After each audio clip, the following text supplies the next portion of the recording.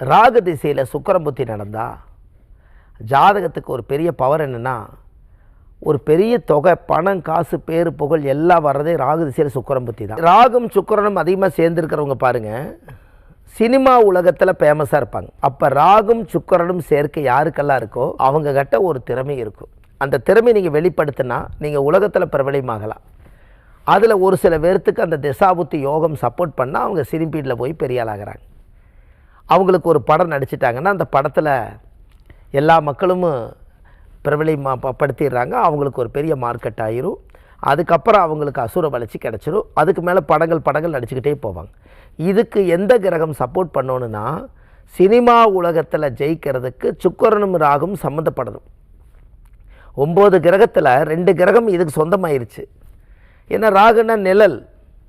நீங்கள் எடுக்கக்கூடியது அத்தனையுமே நிஜத்தில் தான் நம்ம எடுக்கிறோம். ஷூட்டிங் எடுக்கும்போது நிஜத்தில் தான் நம்ம எடுக்கிறோம்.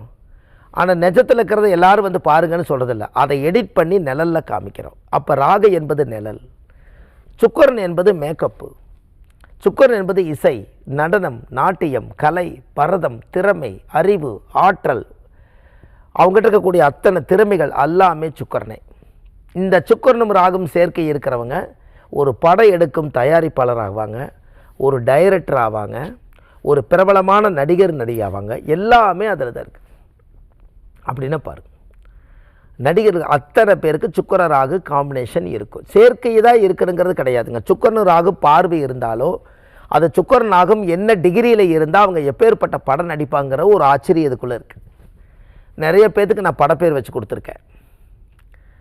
இந்த படத்தோட பேர் வச்சு இப்போ கூட சமீபத்தில் ஒரு படம் வந்துச்சு, அதுக்கு கூட படப்பேர் வச்சு கொடுத்தேன்.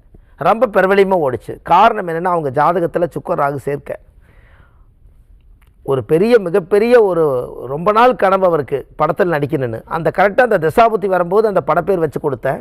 அந்த படம் சிறப்பாக வந்துச்சு.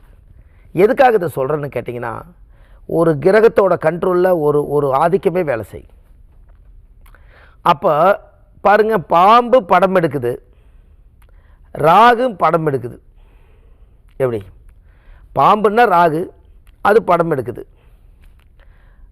அப்போ ராகு சுக்கிரன் சேர்ந்தாலும் படம் எடுக்கிறாங்க அவங்கள. அப்போ ராகு படம் எடுக்குது, பாம்பு படம் எடுக்குது, அதுவும் படம் எடுக்குது, இவங்களும் படம் எடுக்கிறாங்க. 2 ஒரே காம்பினேஷன் தான். அதுக்கு மேலே அந்த சுக்கிரனையும் ராகையும் குரு ஏதாவது பார்த்துட்டுச்சுன்னு வச்சுக்கோங்களேன், அவர் பரம்பரையான தயாரிப்பாளர் ஆயிடுவார். அவர் எழுதுகிற கதை அப்படியே உலகத்துக்கு சமர்ப்பணமாயிரும். கிராமத்தில் உட்காந்து ஒரு 10 வரி எழுதினார்னா கதை பிடிச்சிருவார். அவ்வளவு ஞானம் சுக்கிரனும் ராகுக்கு இருக்குது.